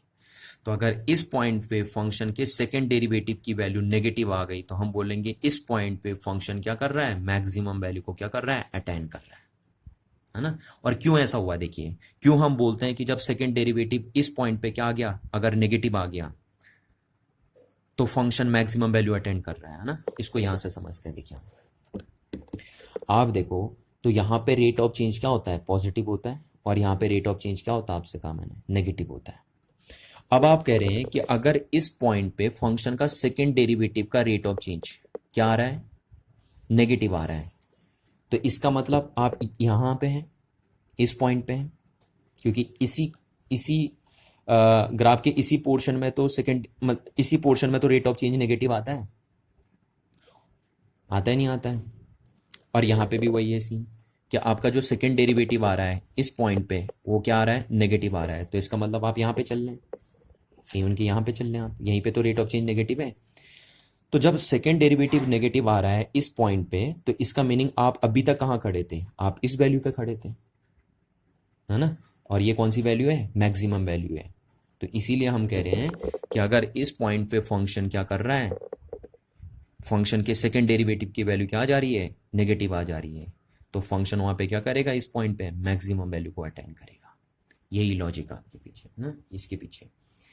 अच्छा, अब तो इसमें बी के सी भी बन सकता है, देखिए आप, कि जरूरी नहीं है कि इस पॉइंट पे इस फंक्शन के इस पॉइंट पे इस फंक्शन के सेकंड डेरिवेटिव की वैल्यू क्या आए, नेगेटिव ही आए, है ना, हो सकता है पॉजिटिव भी आ जाए। तो अगर आप बोलेंगे कि if the value of second derivative of a function at point a1 is positive, अगर पॉजिटिव आ गई तो क्या होगा, तो हम बोलेंगे we have a minimum at x equals to a1। फिर हम कहेंगे कि फंक्शन की वैल्यू इस a1 पॉइंट पे मिनिमम है, अगर ये सिचुएशन हमारे पास बन गई। ठीक है, कौन सी सिचुएशन, कि अगर इस फंक्शन का सेकेंड डेरिवेटिव इस पॉइंट पे क्या दे रहा है, पॉजिटिव वैल्यू दे रहा है, तो हम बोलेंगे ये फंक्शन इस पॉइंट पे क्या है, मिनिमम वैल्यू अटेंड कर रहा है। और ऐसा क्यों, देखिए ग्राफ से समझते हैं इस बात को। यहां आ जाइए ग्राफ में, देखिए ना क्या है आपके पास, कि आप बोल रहे हैं कि अगर फंक्शन का सेकेंड डेरिवेटिव किसी एक पर्टिकुलर पॉइंट पे पॉजिटिव वैल्यू दे देता है, तो उस पॉइंट पे फंक्शन क्या करता है, मिनिमम वैल्यू को अटेंड करता है। तो ऐसा क्यों, देखो यहां अगर आपसे समझो, देखो बात को, कि आपको पता है कि सेकेंड डेरिवेटिव का रेट ऑफ चेंज क्या आ रहा है, पॉजिटिव आ रहा है। अब पॉजिटिव रेट ऑफ चेंज कहाँ होता है, देखिए पॉजिटिव रेट ऑफ चेंज यहाँ ग्राफ के इस पोर्शन में होता है, ये होता है ना पॉजिटिव रेट ऑफ चेंज। तो अगर आपका सेकेंड डेरिवेटिव का रेट ऑफ चेंज पॉजिटिव आ रहा है ना, तो आप ग्राफ के इस पोर्शन में चल रहे हैं, तो इसका मतलब अभी तक आप कहाँ खड़े थे, आप यहाँ पे खड़े थे, इसका मीनिंग, या आप यहाँ पे खड़े थे, है ना, तो आप यानी मिनिमम वैल्यूज पे खड़े थे अभी तक, क्योंकि अगर आपका सेकंड डेरिवेटिव का रेट ऑफ चेंज क्या आ जा रहा है, पॉजिटिव आ जा रहा है ना, तो आप इस ग्राफ क्या तो इस पोर्शन में चल रहे हैं या इस पोर्शन में चल रहे हैं, तो इसका मीनिंग आप अभी तक कहाँ खड़े थे, आप मिनिमस पॉइंट पे खड़े थे। इसीलिए हम बोलते हैं कि अगर किसी पर्टिकुलर पॉइंट पे फंक्शन के सेकंड डेरिवेटिव की वैल्यू क्या आ जा रही है, पॉजिटिव आ जा रही है, तो उस पॉइंट पे फंक्शन क्या करेगा, मिनिमम वैल्यू को अटेंड करेगा या मिनिमम वैल्यू देगा। ठीक है, तो ये बन गया आपका। अच्छा, तीसरा स्टेप आपके पास होता है कि if function second derivative of a function at the point a1 is 0 आ गया, तो क्या होगा, है ना, अगर सपोज इस पॉइंट पे a1 पॉइंट पे फंक्शन के सेकेंड डेरिवेटिव की वैल्यू क्या आ गई, 0 आ गई, तो क्या बोलेंगे आप, तो मैक्सिमम बोलेंगे या मिनिमम बोलेंगे, तो फिर आप इस केस में बोलेंगे we have neither a maximum nor a minimum. ठीक, अच्छा, इस ये केस अभी काफी बड़ा होता है आपके पास, है ना, ये केस यहीं पे खत्म नहीं होता, इस केस में आगे डिटेल है आपके पास अभी और, पर उस डिटेल को हम नहीं करेंगे क्योंकि वो डिटेल आपकी सिर्फ मैथ में काम आती है, फिजिक्स में सिर्फ इतने से काम आपका चल जाता है। ठीक है ना, सिर्फ इतने से आपका काम चल जाता है, तो इसलिए इस डिटेल को हम नहीं करते हैं ज्यादातर केस में। होता क्या है ना कि फिजिक्स में ये वाला पॉइंट का भी बहुत कम रेयर केसेस में आपको देखने को मिलता है, तो इसलिए इस पॉइंट को मैं ज्यादा डिस्कस नहीं करूंगा आपके पास। ठीक है, फिर भी मैं आपको लास्ट में समझा दूंगा, अगर टाइम बचेगा तो मैं आपको समझाऊंगा इस बात को कि अगर ऐसी सिचुएशन बनती है तो क्या होगा, है ना, आगे क्या होगा। ठीक है ना, और आगे इसको अभी प्रोसीड करते हैं, और आगे इसमें और भी स्टेप है अभी इस वाले केस में, तीसरे वाले सी वाले केस में, पर कह रहा हूं मैं उस बात को यहाँ पे अभी डील नहीं कर रहा हूँ, क्योंकि ज्यादातर आपका इन दो केसेस से काम चल जाता है फिजिक्स के अंदर। ये तो मैथ का केस है, मैथ में ज्यादातर ये प्रॉब्लम आती है ना, बाकी फिजिक्स में इससे हो जाता है, बट फिर भी मैं अगर टाइम बचेगा तो मैं इसको डील करूंगा आपको। तो अभी आपको सिर्फ इतना देखना बस। अच्छा, अब ये तो ये पॉइंट हो गए, अब लास्ट पॉइंट मैं बात कर दूं छठे पॉइंट की, तो क्या करना है ना, तो यही वैल्यू, यही जो प्रोसीजर आपने रिपीट किया एक्स की a1 वैल्यू के लिए, यही एक्स की सारी वैल्यूज के लिए आपको रिपीट करना है। ठीक है ना, जो प्रोसीजर आपने यहाँ पे फॉलो किया ना एक्स की a1 वैल्यू के लिए, यही प्रोसीजर आपको एक्स की अदर वैल्यूज के लिए भी क्या करना है, रिपीट करते रहना है। तो हम बोलेंगे छठा स्टेप आपका क्या होगा, repeat the above procedure, above process या process for each root of the function, है ना, each root of the function F dash X is equals to 0। ठीक है, तो F dash X is equals to 0 function के जो भी root आए थे उन सारे रूट के लिए प्रोसीजर क्या करते रहना, रिपीट करते रहना। हमने सिर्फ एक रूट के लिए आपको बताया था, कौन से वाले रूट के लिए, A1 के लिए। ऐसे आपको A2 के लिए भी करना है, A3 के लिए भी करना है, और जितने रूट आएंगे उन सब के लिए ये प्रोसीजर आपको फॉलो करना है। तो बस यही 6 स्टेप आपके होते हैं। अगर आप ये 6 स्टेप फॉलो करके चलते हैं तो आप किसी भी फंक्शन का मैक्सिमा और मिनिमा क्या कर सकते हैं, कैलकुलेट कर सकते हैं। और आप ये भी बता सकते हैं कि किन पॉइंट्स पे फंक्शन मैक्सिमम वैल्यू अटेंड कर रहा है और किन पॉइंट्स पे फंक्शन मिनिमम वैल्यूज को अटेंड कर रहा है। तो देखिए एक बार दोबारा मैं रिपीट कर दूं, अभी मैं न्यूमेरिकल से जब आपको इस बात को समझाऊंगा तो आपकी ये बात क्लियर हो जाएगी, है ना। थ्योरेटिकल में थोड़ा सा बच्चे कंफ्यूज होते हैं, तो न्यूमेरिकल में भी ये बात आपकी क्लियर हो जाएगी। देखिए क्या क्या स्टेप बताए मैंने, कि किसी भी फंक्शन का मैक्सिमा और मिनिमा कैलकुलेट करने का सबसे पहला स्टेप है कि आप उस फंक्शन का फर्स्ट डेरिवेटिव कैलकुलेट करेंगे। दूसरा स्टेप है आप उस फंक्शन के फर्स्ट डेरिवेटिव को जीरो के इक्वेट कर देंगे, यानी उसकी वैल्यू जीरो पुट कर देंगे फर्स्ट डेरिवेटिव को। तीसरा स्टेप होगा, अब जो रिजल्टिंग इक्वेशन बनेगी उसको आप एक्स के लिए सॉल्व करेंगे, यानी आप वहां से एक्स के रूट कैलकुलेट करेंगे। अब एक्स के कितने रूट आनी है, कितनी वैल्यूज आनी है, वो डिपेंड करेगी कि आपका फंक्शन कैसा है। ठीक है, तो ये 3 स्टेप हो गए। चौथे स्टेप में आपको क्या करना है, अब आपको फंक्शन का सेकेंड डेरिवेटिव कैलकुलेट करना है। ठीक है, अब सेकेंड डेरिवेटिव में क्या करते रहना है, सेकेंड डेरिवेटिव में एक्स के जो रूट आए इनकी वैल्यू को पुट करते रहना है 1 बाई 1। ठीक है, तो पहले एक वैल्यू को जैसे हम लेके चल रहे हैं यहाँ पे A1 को, तो हम जब सेकेंड डेरिवेटिव में अगर A1 रूट को पुट करते हैं और वो अगर नेगेटिव आ जाता है तो हम बोलते हैं कि इस पॉइंट पे फंक्शन क्या होगा, मैक्सिमम वैल्यू को अटेंड कर रहा होगा, यानी ये पॉइंट मैक्सिमम पॉइंट है ना। और अगर इस पॉइंट पे फंक्शन क्या कर रहा है, फंक्शन के सेकेंड डेरिवेटिव की वैल्यू क्या आ जा रही है, पॉजिटिव आ जा रही है, तो हम बोलेंगे इस पॉइंट पे फंक्शन मिनिमम वैल्यू को अटेंड कर रहा है। और अगर जीरो आ जाती है, इस पॉइंट पे फंक्शन के सेकेंड डेरिवेटिव की वैल्यू क्या आ जाती है, जीरो, तो फिर प्रोसीजर और लंबा होगा ना। तब हम नहीं मैक्सिमम मैक्सिमम भी नहीं बोल सकते, मिनिमम भी नहीं बोल सकते। ठीक, फिर आगे प्रोसीजर लंबा चलता है, तो उस प्रोसीजर को हम यहाँ डील नहीं करते क्योंकि ये सिचुएशन बहुत रेयर केसेस में आपके पास बनती है। चलिए अब इस बात को हम न्यूमेरिकल से समझते हैं। देखिए न्यूमेरिकल से बात क्लियर हो गया ना, आप ये कंसेप्ट दिमाग में बैठा के रखेंगे और फिर न्यूमेरिकल से हम इस बात को समझते हैं। अच्छा, अब देखिए न्यूमेरिकल से कैसे समझते हैं इस बात को ना, न्यूमेरिकल लेके चलते हैं। देखिए तो मैं आपको एक क्वेश्चन देता हूँ, उस क्वेश्चन से आपको ये बात क्लियर हो जाएगी कि कैसे किसी फंक्शन का मैक्सिमा और मिनिमा कैलकुलेट करते हैं आप। ठीक, तो क्वेश्चन मैंने लिख दिया शो दैट, है ना, प्रूफ ही दे दिया मैंने आपको।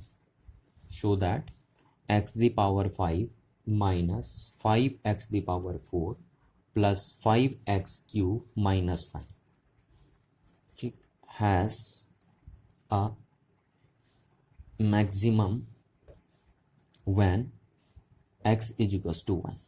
यानी जब x की वैल्यू 1 होगी तो ये फंक्शन अपनी कौन सी वैल्यू अटेंड कर रहा होगा, मैक्सिमम वैल्यू अटेंड कर रहा होगा। ये प्रूफ करके दिखाइए। ठीक है, और इसी में आगे हमने बोल दिया एक और चीज मैंने इसमें बढ़ा दी, a minimum when x is equals to 3 and, और भी चलो मैं सारी बातें इंक्लूड कर देता हूँ इसमें, and neither when x is equals to 0। ठीक है, ये क्वेश्चन मैंने रैंडमली बना दिया अपनी मर्जी से क्वेश्चन आपके लिए। ठीक है, ऐसे और भी क्वेश्चन आप खुद भी बना सकते हैं अपने लिए, बट वहां पे आपको चेक करना पड़ेगा ना। यहाँ पे तो मैंने प्रूफ दे दिया आपको, क्योंकि यहाँ पे मेरे को ये बात पता रहती है पहले कि इन पॉइंट्स पे फंक्शन क्या करेगा, इस पॉइंट पे ये फंक्शन मैक्सिमम वैल्यू अटेंड करेगा, इस पॉइंट पे फंक्शन मिनिमम वैल्यू अटेंड करेगा, और इस पॉइंट पे फंक्शन ना तो मैक्सिमम वैल्यू अटेंड करेगा ना मिनिमम वैल्यू अटेंड करेगा। तो ये बात मेरे को पता थी, इसलिए मैंने आपको ये प्रूफ करने के लिए दे दिया। अदरवाइज आप क्या कर सकते हो, अगर आपको खुद से क्वेश्चन बनाने हैं तो आप किसी एक रैंडम फंक्शन को ले लीजिए और उसके साथ ही करते रहिए, है ना। जो प्रोसीजर हम कर रहे हैं वहाँ पे आपको शो करने की जरूरत नहीं है, आप चेक करके देख सकते हो वहाँ पे कि कौन से पॉइंट ऐसे हैं जहाँ पे फंक्शन मैक्सिमम वैल्यू दे रहा होगा और कौन से पॉइंट ऐसे हैं जहाँ पे फंक्शन मिनिमम वैल्यू दे रहा होगा। तो चलो ये हमारे पास फंक्शन है और हमें चेक करना है कि, चेक नहीं आप प्रूफ करना है कि ये फंक्शन मैक्सिमम वैल्यू अटेंड कर रहा है x इक्वल्स टू 1 पे, और मिनिमम वैल्यू ये फंक्शन अटेंड कर रहा है जब x इक्वल्स टू कितना है 3 है, और ये फंक्शन ना तो मैक्सिमम वैल्यू अटेंड कर रहा है ना मिनिमम वैल्यू अटेंड कर रहा है जब x की वैल्यू कितनी है 0 है। ठीक है, ये हमें प्रूफ करना है। तो देखो इस क्वेश्चन को करने के वैसे तो बहुत सारे तरीके हैं, कोई एक सिंगल वे नहीं है इस क्वेश्चन को करने का, बट क्योंकि यहाँ पे हम मैक्सिमा और मिनिमा जो पढ़ रहे हैं वो with the help of derivative करते हैं ना, हमने हेडिंग यही लिखी थी, एप्लीकेशन ऑफ डेरिवेटिव, और डेरिवेटिव के एप्लीकेशन के बेस पे ही हम किसी फंक्शन का मैक्सिमा और मिनिमा कैलकुलेट कर लेते हैं। और कौन सा फंक्शन, जो फंक्शन सिंगल इंडिपेंडेंट वेरिएबल का था। तो यहाँ पे भी हम जो मैक्सिमम मिनिमा कैलकुलेट करेंगे वो with the help of derivative भी करेंगे।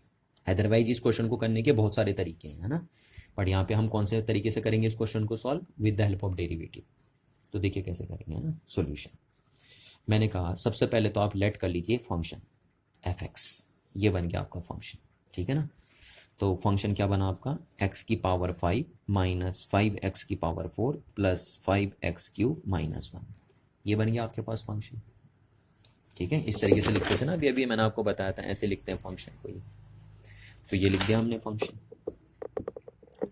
चलिए, तो ये तो हो गया आपका फंक्शन। अब पहला प्रोसीजर क्या होता था, पहला स्टेप होता था, आपको अगर याद हो तो मैंने अभी आपको बताया था, पहला स्टेप होता था कि आप फंक्शन का फर्स्ट डेरिवेटिव कैलकुलेट करते थे, ठीक है। तो इस फंक्शन का फर्स्ट डेरिवेटिव कैसे कैलकुलेट करेंगे आप, एफ डैश एक्स, है ना, जिसको आप dy ओवर dx भी बोलते हैं, इसको चलो y भी बोल सकते हो आप। तो क्या होगा देखिए, इस फंक्शन का फर्स्ट डेरिवेटिव क्या होगा, तो मैं सीधे लिख देता हूँ, आपको आना चाहिए, है ना। इस फंक्शन का फर्स्ट डेरिवेटिव आपको आना चाहिए, चलो लिखता हूँ डी ओवर डी एक्स और y की वैल्यू क्या, एक्स की पावर 5 माइनस 5x की पावर 4 प्लस 5x³ माइनस 1। यही तो होता था पहला स्टेप मैक्सिमा और मिनिमा कैलकुलेट करने में, क्या आप फंक्शन का क्या करते थे, फर्स्ट डेरिवेटिव कैलकुलेट कर लेते थे। तो क्या आएगा देखिए, इसका फर्स्ट डेरिवेटिव ये आ गया आपका, इसको अगर आप सॉल्व करेंगे तो क्या आएगा, यह आ जाएगा 5x की पावर 4 माइनस इसका कितना हो जाएगा 20x³ प्लस इसका कितना हो जाएगा आपके पास 15x² और 1 का कितना हो जाएगा आपके पास 0 हो जाएगा, ठीक है ना। तो इतना आ गया आपके पास, यही करते थे देखो हम पहला स्टेप कि find the first derivative of the function. अब सेकेंड स्टेप हमारा क्या चलता था कि हम इस डेरिवेटिव को क्या पुट कर देते थे, 0 पुट कर देते थे, है ना, 0 इक्वेट कर देते थे। तो सेकेंड स्टेप अब मैं चल रहा हूँ, देखिए इस डेरिवेटिव को, है ना, फंक्शन जो था हमारे पास उसके फर्स्ट डेरिवेटिव को हम क्या पुट कर देंगे, 0 पुट कर देंगे। सेकेंड स्टेप में ये है,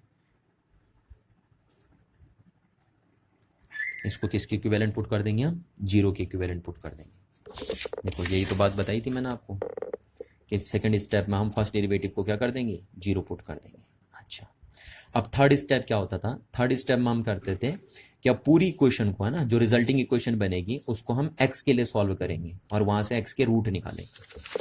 तो ये देखो अब ये रिजल्टिंग इक्वेशन बन गई। अब इस रिजल्टिंग इक्वेशन को हम किसके लिए सॉल्व करेंगे, x के लिए सॉल्व करेंगे और यहां से x के क्या करेंगे, रूट कैलकुलेट करेंगे, ठीक है ना। तो कैसे करते हैं देखो, अब पहले आप इसके रूट कैलकुलेट करेंगे, यानी इस रिजल्टिंग इक्वेशन को आप x के लिए सॉल्व करेंगे और यहां से x के रूट निकालेंगे आप। तो देखो मैंने इसको क्या कर दिया, 5 कॉमन ले लिया आपका और ये हो गया आपके पास, चलो 5 कॉमन आ रहा है और क्या कॉमन आ रहा है इसमें, है ना, ये आपका आ गया 5x कॉमन ले लेता हूँ मैं ना, 5x कॉमन ले लेता हूँ, या 5x क्यों कॉमन ले हम, यहाँ पे आपको पता है 5 सब में और x² भी सब में, तो 5x² कॉमन ले लेता हूँ मैं इसमें।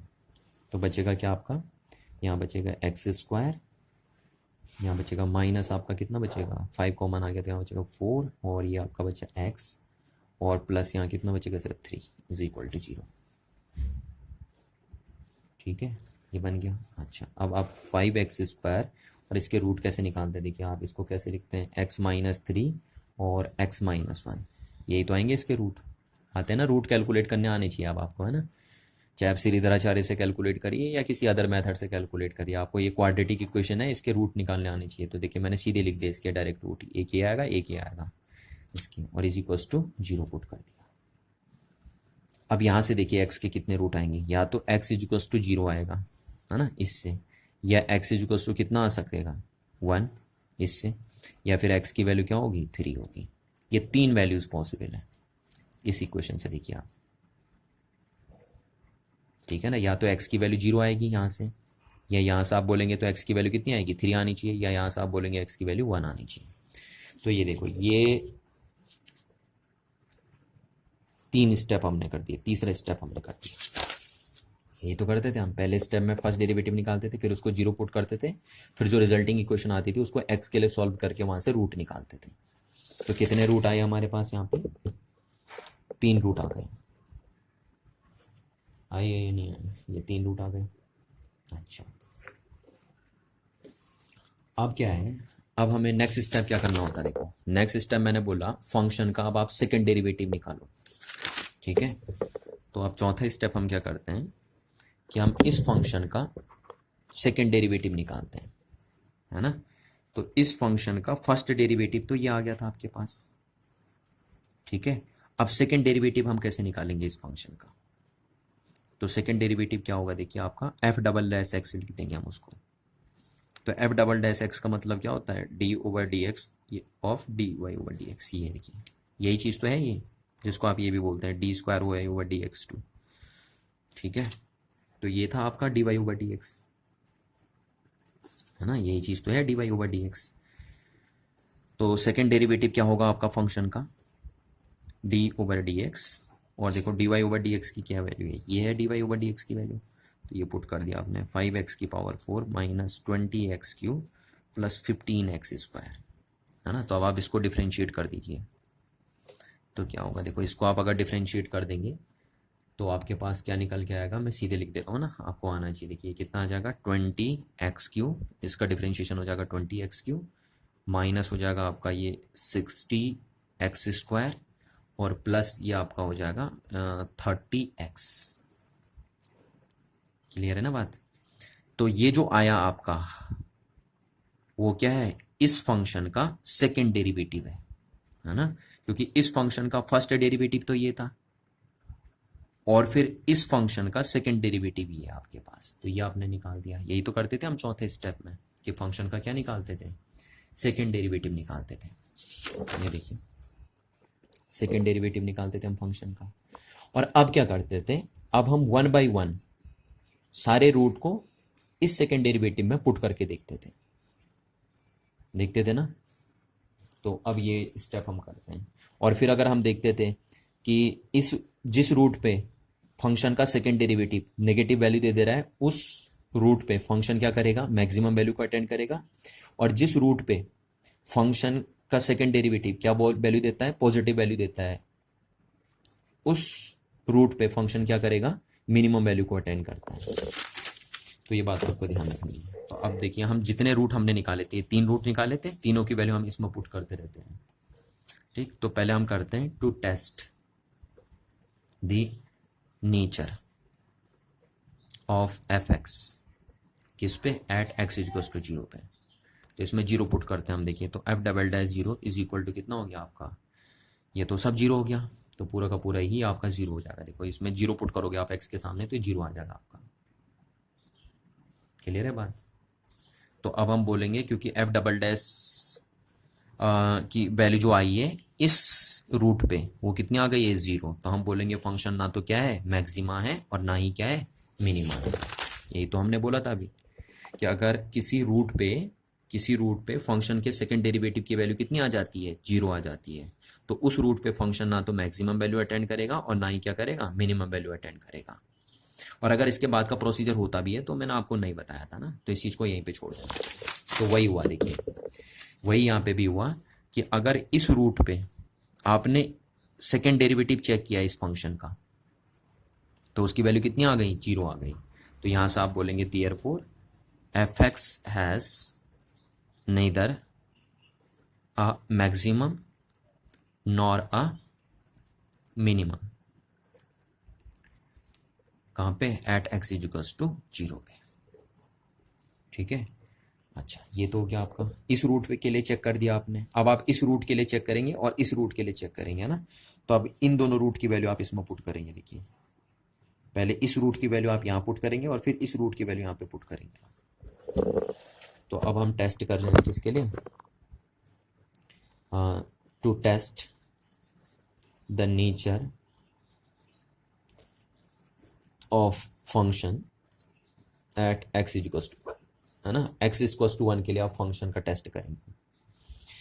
तो देखिए हमारे पास फंक्शन क्या था, हमारे पास ये था ना एफ डबल डैश एक्स, कितना आया था, एफ डबल डैश एक्स आया था हमारा 20x cube minus 60x square plus 30x, ये आया था हमारे पास। तो अगर हमें इस रूट के लिए चेक करना है कि इस रूट पे फंक्शन जो है ये जो फंक्शन है वो इस रूट पे मैक्सिमम वैल्यू अटेंड कर रहा है, मिनिमम वैल्यू अटेंड कर रहा है, तो हम क्या करेंगे, सेकेंड डेरिवेटिव में इस रूट को पुट कर देंगे, इस फंक्शन के सेकेंड डेरिवेटिव में इस रूट को पुट कर देंगे। तो कर दिया हमने, 1 पुट कर देंगे तो आपका 20 इंटू 1 की power cube minus 60 into 1 square plus 30 into 1 हो गया आपके पास। तो अगर आप इस सब को सॉल्व करेंगे तो कितना आएगा, 20 माइनस 60 प्लस 30 है ना, और ये आपका आ गया कितना, ये आपका आएगा 60 30, तो ये आ जाएगा -10। ठीक है, और ये -10 क्या आया, which is negative, which is negative. देखिए, और यही हम बोल लेते हैं यहाँ पे, यही बात तो मैंने आपको बताई थी कि जिस रूट पे फंक्शन का सेकेंड डेरिवेटिव, देखिए जिस रूट पे फंक्शन का सेकेंड डेरिवेटिव क्या दे देता है, नेगेटिव वैल्यू दे देता है, उस रूट पे फंक्शन क्या करता है, मैक्सिमम वैल्यू को अटेंड करता है। तो इसका मतलब है क्योंकि x इज टू 1 वाले रूट पे इस फंक्शन के सेकेंड डेरिवेटिव ने क्या किया है, नेगेटिव वैल्यू दी है, तो इसलिए हम बोलेंगे कि x के इस रूट पे फंक्शन क्या कर रहा है, मैक्सिमम वैल्यू को क्या कर रहा है, अटेंड कर रहा है। तो यहां से हम बोलेंगे hence fx has a maximum at कहाँ पे, x इज टू 1 पे। समझ में आ रही ना बात, ये बना दिया हमने। अच्छा, अब लास्ट रह गया हमारे पास टू टेस्ट द नेचर। इसका नेचर हमें चेक करना है फंक्शन का, और किस पॉइंट पे चेक करना है, एट x इज टू 3। हमें देखना है कि x इज टू 3 पे फंक्शन कौन सी वैल्यू अटेंड कर रहा है, मैक्सिमम वैल्यू अटेंड कर रहा है या मिनिमम वैल्यू अटेंड कर रहा है या फिर कोई भी वैल्यू अटेंड नहीं कर रहा। तो हम फिर वही करते हैं, है ना, हम सेकेंड डेरिवेटिव जो हमारे पास था ही, ये था ना सेकेंड डेरिवेटिव, इस फंक्शन का सेकेंड डेरिवेटिव हमारे पास ये था। तो इस सेकेंड डेरिवेटिव में अब हम इस रूट को पुट करके देखते हैं। ठीक है, तो सेकेंड डेरिवेटिव में हम इस रूट को पुट करके देखते हैं हम x की।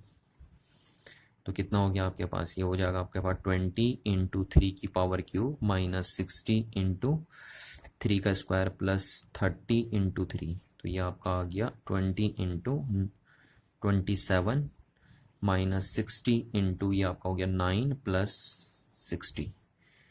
तो ये अगर आप इसे सॉल्व करोगे तो आपका आ जाएगा 540, ये आएगा ना 57 हाँ, माइनस तो 540 ये भी आ जाएगा, और प्लस कितना आ गया आपके पास, ये आ गया, अरे सॉरी यहाँ पे 3 है नहीं, तो 3 3 9 9 आएगा, तो 90 हो गया, इससे कट गया, तो ये आपका आ गया +90। ठीक, और +90 क्या है, which is positive, which is positive. ठीक, तो यानी x की इस रूट पे फंक्शन के सेकेंड डेरिवेटिव की वैल्यू क्या आ जा रही है, पॉजिटिव आ जा रही है। देखिए क्या बोला मैंने, x की इस वैल्यू के लिए, x की इस वैल्यू पे फंक्शन के सेकेंड डेरिवेटिव की वैल्यू क्या आ जा रही है, पॉजिटिव आ जा रही है। और यहाँ पे मैंने आपको रूल में बताया था कि अगर किसी रूट पे फंक्शन का सेकेंड डेरिवेटिव क्या वैल्यू दे देता है, पॉजिटिव वैल्यू दे देता है, तो इसका मतलब है कि x की उस वैल्यू पे फंक्शन क्या करेगा, मिनिमम वैल्यू को अटेंड करेगा। ठीक है, तो यहां से हम बोल सकते हैं hence function has a minimum value, या function has a minimum at कहां पे, x इज टू 3 पे। ठीक है, ये हो गया आपके पास। तो यहां से देखिए आपने चेक करके देख लिया है ना, ये पूरा आपने चेक करके देख लिया कि x की इस वैल्यू के लिए, इस x की इस वैल्यू पे फंक्शन क्या कर रहा है, मिनिमम वैल्यू को अटेंड कर रहा है, x की इस वैल्यू पे फंक्शन क्या कर रहा है, मैक्सिमम वैल्यू को अटेंड कर रहा है, और x की इस वैल्यू के लिए फंक्शन क्या कर रहा है, ना तो मैक्सिमम वैल्यू अटेंड कर रहा है ना मिनिमम वैल्यू अटेंड कर रहा है आपके पास। क्लियर है ना ये बात, ये चीज आपने चेक करके देख ली है ना। तो ये बात, यही तो हमें प्रूफ करना था कि हमें देखना था कि इस वैल्यू पे फंक्शन क्या कर रहा है, ना तो मैक्सिमम को अटेंड कर रहा है ना मिनिमम को अटेंड कर रहा है। x की इस वैल्यू पे फंक्शन क्या कर रहा है, मिनिमम वैल्यू को अटेंड कर रहा है, और x की इस वैल्यू पे फंक्शन क्या कर रहा है, मैक्सिमम वैल्यू को अटेंड कर रहा है। तो हमने प्रूफ करके देख दिया, देखिए पूरा का पूरा। और ये जो सारा प्रूफ हमने किया यहाँ पे कि किस x की किस वैल्यू पे फंक्शन मैक्सिमम वैल्यू को अटेंड कर रहा है, x की किस वैल्यू पे फंक्शन मिनिमम वैल्यू को अटेंड कर रहा है, वो सारा हमने with the help of derivative calculate किया। देखिए सब डेरिवेटिव की मदद से हम कर रहे हैं सारा का सारा प्रोसीजर, है ना। तो इस क्वेश्चन में मैंने आपको ये वर्किंग रूल समझाया टोटल, यही वर्किंग रूल मैंने फॉलो किया है इस क्वेश्चन को सॉल्व करने में। क्लियर है ना बात? सी, तो ऐसे और भी बहुत सारे क्वेश्चन हो सकते हैं, बट हम यहीं पे स्टॉप करते हैं इस बात को, है ना, क्योंकि हमें सिर्फ इतना ही सीखना था बस कि मैक्सिमा और मिनिमा अगर हमें किसी फंक्शन का कैलकुलेट करना है तो हम उसके लिए क्या प्रोसीजर फॉलो करते हैं। तो ये प्रोसीजर फॉलो करते हैं अगर आपको किसी फंक्शन का मैक्सिमा और minima with the help of derivative calculate करना है तो इस बात को दिमाग में बिठा के रखेंगे। और आई होप आप एक दो न्यूमेरिकल और मैं आपको अगर दूंगा तो आप इस तरीके से उनको सॉल्व करेंगे जैसे मैंने ये किया अभी, है ना। तो इस न्यूमेरिकल में मैंने टोटली बस उन्हीं बातों को फॉलो किया जो बातें मैंने यहाँ पे बोली थी आपसे। ठीक है, थैंक यू एवरीवन।